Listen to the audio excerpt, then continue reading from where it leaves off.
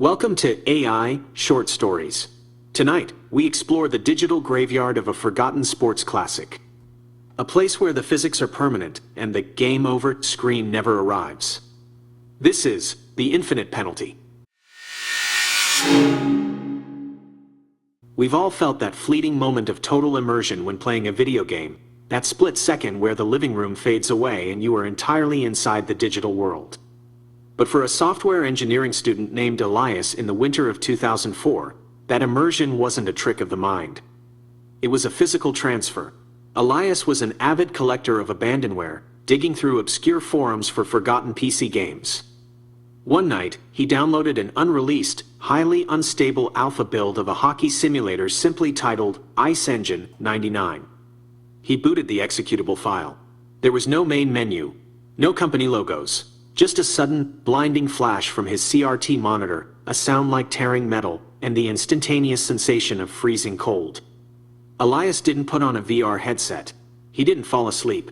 One moment he was sitting in his dorm chair, and the next, he was standing on the blue line of a vast, brightly lit hockey arena. The air was violently cold, smelling of stale popcorn and sharp ozone. He looked down and saw his hands gripped around a composite stick. He was wearing the heavy, padded gear of a center forward. But as he looked closer, the horror began to set in. The texture of his gloves wasn't quite right. It was a repeating, low-resolution pixel pattern. The crowd roaring in the stands was a flat, low-bitrate wall of white noise. He was inside the game engine. Before he could panic, the referee, a faceless entity with a perfectly smooth, untextured head, dropped the puck. The game loop initiated. A strange compulsion overtook Elias. His body moved almost on its own, guided by input commands he wasn't pressing. He skated. He felt the terrifying speed, the frictionless glide of his skates cutting across ice that was actually just a perfectly flat, rendered plane. For 3 agonizing periods, he played. He felt the exhaustion, the burning in his lungs, the heavy impacts against the boards. Then came the final minute of the 3rd period. The opposing team's enforcer stepped onto the ice. He was massive, but something was deeply wrong with his character model. His polygons were tearing. His jersey flickered erratically, clipping through his own chest armor. He was a walking memory leak, a corrupted mass of aggressive code path finding directly toward Elias. Elias had the puck. He tried to turn, tried to dump it into the corner and get off the ice, but his body was locked into a set animation cycle. The enforcer closed the distance at an impossible, uncoded speed. The collision didn't sound like a hockey check. It sounded like a server crash.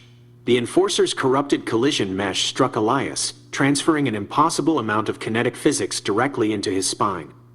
Elias felt a sickening, agonizing snap as his virtual vertebrae shattered. He collapsed onto the ice, his vision flashing red with damage indicators. But the screen didn't fade to black. There was no respawn timer, no prompt to press start to continue.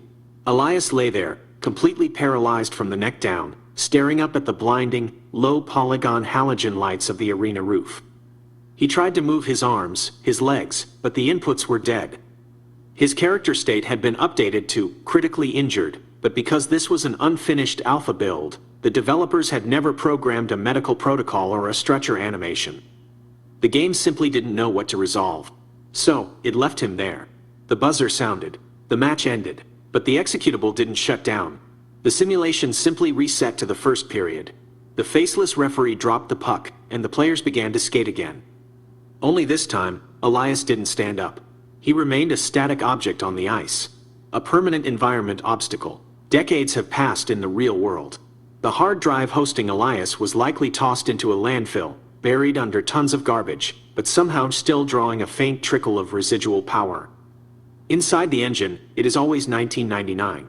It is always freezing. Elias spends his eternity staring at the exact same arrangement of pixelated lights. Every 20 minutes, the main game loop restarts. The AI players skate around his paralyzed body, their path-finding algorithms smoothly adjusting to avoid his static hitbox. Sometimes, a stray puck deflects off his unmoving helmet. He feels the impact. He feels the freezing ice against his cheek. He feels the phantom itch of limbs he can no longer control. He screams, but his character model has no audio files for screaming. He is trapped in the final frame of a broken physics calculation, a ghost in a machine that forgot how to turn itself off.